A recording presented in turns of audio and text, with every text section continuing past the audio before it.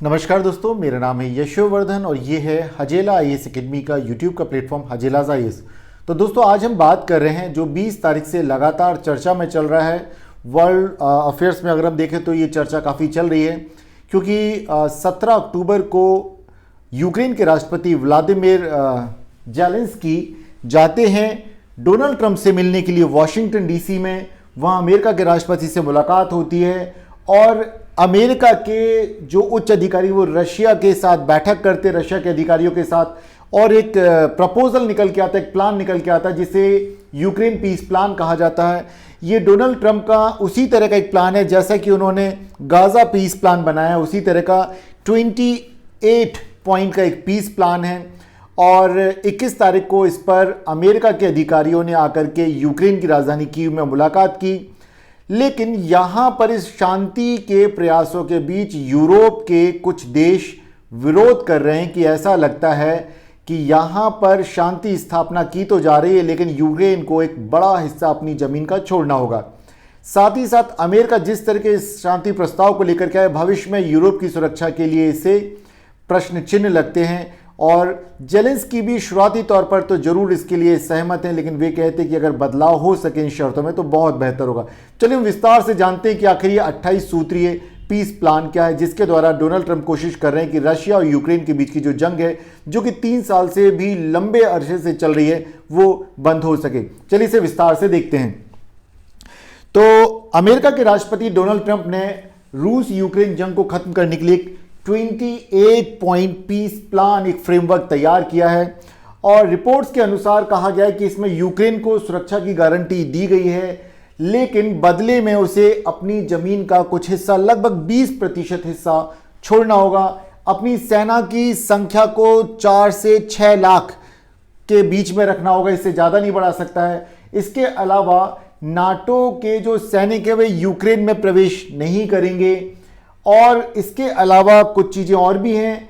ये भी कहा गया है कि जो यूक्रेन को नाटो की सदस्यता नहीं प्रदान की जाएगी। यहाँ पे गारंटी तो दी जाएगी यूक्रेन को सुरक्षा की, लेकिन इसमें वही सारी बातों को शामिल किया गया है जिनका रूस लगातार दावा करता है। ये वो इलाका है क्रीमिया, खेरसान, लगभग यहाँ अगर हम देखें तो कौन कौन से ऐसे इलाके हैं यूक्रेन के, डोनेस्टेक, डोनबास, क्रीमिया, जपोरिजिया, खेरसान, इन सारे इलाकों को लगभग ये पूरे यूक्रेन का 20% हिस्सा है जिस पर वर्तमान में रूस का कब्जा है। ये पूरा इलाका छोड़ना होगा यूक्रेन को, तब जाकर के शांति स्थापित हो जाएगी। और साथ ही साथ क्या करना होगा, अपनी सेना का भी आकार कम करना पड़ेगा और यूक्रेन में कभी भी नाटो अपना कोई सैनिक नहीं भेजेगा। इसके अलावा भविष्य अगर देखा जाए तो जो अमेरिका रशिया पर लगे गए जो प्रतिबंध हैं उन्हें चरणबद्ध तरीके से हटाएगा और प्लान के मुताबिक दोनों ही पक्षों को आम माफी दी जाएगी। कोई एक दूसरे के ऊपर इंटरनेशनल कोर्ट ऑफ जस्टिस में जाकर के कोई मुकदमा नहीं करेगा। साथ ही रशिया की जो फ्री संपत्तियां हैं वो उन्हें यूक्रेन के पुनर्निर्माण में लगाया जाएगा और साथ ही साथ आर्थिक प्रतिबंधों से रशिया को मुक्ति दी जाएगी। यहां पर यूक्रेन के जो राष्ट्रपति हैं शुरुआती तौर पर तो इन्होंने सहमति दे दी है, लेकिन वे एक बात और कहते हैं कि शर्तों पर पुनर्विचार किया जाना चाहिए। वे कहते हैं, इस बात को भी वे स्वीकार करते हैं कि सिर्फ अमेरिका और ट्रंप के पास ही इस जंग को खत्म करने की ताकत है, अन्य लोग नहीं करा पाएंगे। मतलब कुल मिलाकर वे यूरोप का बता रहे कि यूरोप के बस का काम ये नहीं है। अब ये जो ट्रंप का जो 28 पॉइंट जो पीस प्लान है लगभग उसी तरह का है जैसा कि गाजा पीस प्लान ट्रंप लेकर के आए हैं, उसी तरह का है कि यहां पर भी जब पुनर्निर्माण किया जाएगा तो यूं समझिए कि अमेरिका की कंपनियों को बड़े पैमाने पर यहां पुनर्निर्माण के ठेके दिए जाएंगे। कुल मिलाकर के अमेरिका अपना बिजनेस सेट कर रहा है, डोनाल्ड ट्रंप अपना बिजनेस सेट कर रहे हैं। अब यहां अगर देखा जाए तो कुछ विरोध भी अब उभर के आने लग गया 21 तारीख के बाद से। आज मैं 24 तारीख को ये वीडियो रिकॉर्ड कर रहा हूं। अमेरिकी अधिकारियों ने यह तो जरूर कहा कि यह इस योजना में रशिया और यूक्रेन दोनों के इनपुट्स शामिल किए गए हैं, लेकिन यूक्रेनी अधिकारियों का दावा है कि उन्हें इसमें शामिल नहीं किया गया है। जब ये बात निकल के बाहर आई कि यूक्रेन के अधिकारी इस बात का विरोध कर रहे हैं और कई लोगों ने तो इसे उसी तरह का कहा कि जैसे प्रथम विश्व युद्ध के बाद वर्साई की संधि के द्वारा जर्मनी के ऊपर दबाव डाला गया था और भविष्य में वो दूसरे विश्व युद्ध का कारण बनता है, कुछ वैसा ही ना हो जाए। इसलिए यूरोप के जो प्रमुख देश हैं जैसे जर्मनी, फ्रांस और ब्रिटेन, इन्होंने ज्वाइंटली एक बयान जारी किया है और यहां पर ट्रंप के प्रयासों का ये समर्थन तो करते हैं कि जो पीस एस्टेब्लिशमेंट के लिए जो ट्रंप कोशिश करे वो बहुत अच्छी है, लेकिन कुछ बातों को जर्मनी, फ्रांस और ब्रिटेन ने अस्वीकार्य बताया है। पोलैंड ने भी विरोध किया है। आखिर वे क्या मुद्दे हैं? उनकी मुख्य आपत्तियां हैं कि यूक्रेन की सेना को जो छोटा करने का दबाव बनाया जा रहा है, कब्जाए गए क्षेत्रों का स्थायी तौर पर रशिया को सौंप देना या फिर नाटो में यूक्रेन के शामिल होने की प्रक्रिया पर परमानेंटली रोक लगा देना, इन सभी का ये देश विरोध करते हैं। इसके अलावा पोलैंड के प्राइम मिनिस्टर डोनाल्ड टस्क भी यहां पर सवाल उठाते हैं कि काम शुरू करने से पहले यह जानना जरूरी है कि आखिर यह प्रस्ताव बनाया किसने है।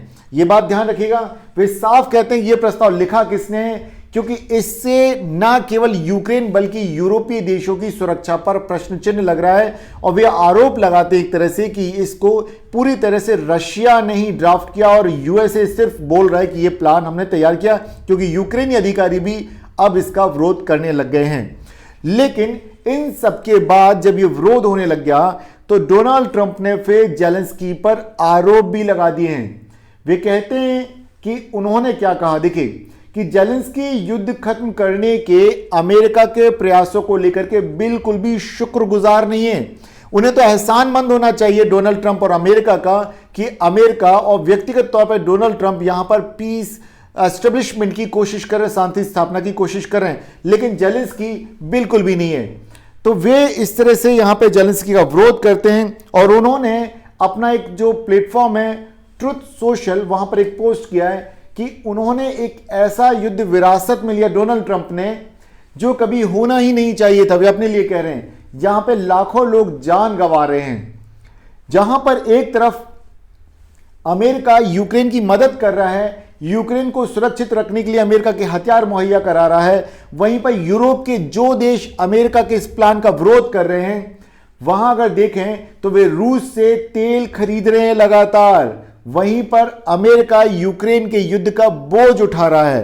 तो उनका यहां पर जिन देशों ने यहां पर प्रश्न उठाया है अमेरिका के इस प्लान के ऊपर, जैसे कि ब्रिटेन, फ्रांस और जर्मनी, इनके लिए कटाक्ष और साथ ही साथ जेलेंस्की को भी एक चेतावनी है कि अगर वे इस तरीके की रास्ते पर चलेंगे तो शांति स्थापना में मुश्किल आएगी।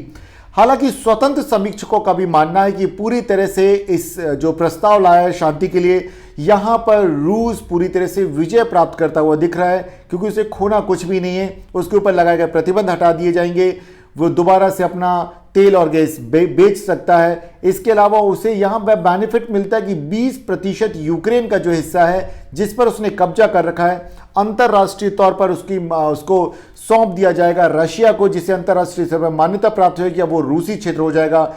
यहां पर रूस पूरी तरह से विजयी स्थिति में है, लेकिन यूक्रेन के अंदर असंतोष और यूरोप के अंदर असुरक्षा का भाव बैठता चला जा रहा है। तो भविष्य में देखना होगा कि कहीं ये अगले किसी युद्ध का कारण ना बन जाए, क्योंकि डोनाल्ड ट्रंप तो यहां साफ देख रहे हैं जिस तरह से उन्होंने गाजा पीस प्लान में गाजा पट्टी को रिवेरा बनाने की कोशिश में वहां पर जो कोशिशें की कि उन्हें दोबारा से वहां रिकंस्ट्रक्शन होगा, रीडेवलपमेंट होगा, उसके ठेके मिल जाएंगे उनकी कंपनी को या अमेरिकी कंपनियों को, उसी तरीके की कोशिश यहां कर रहे हैं कि यूक्रेन में शांति स्थापना भी हो और अमेरिका और ट्रंप की कंपनियों को व्यापार भी मिल जाए।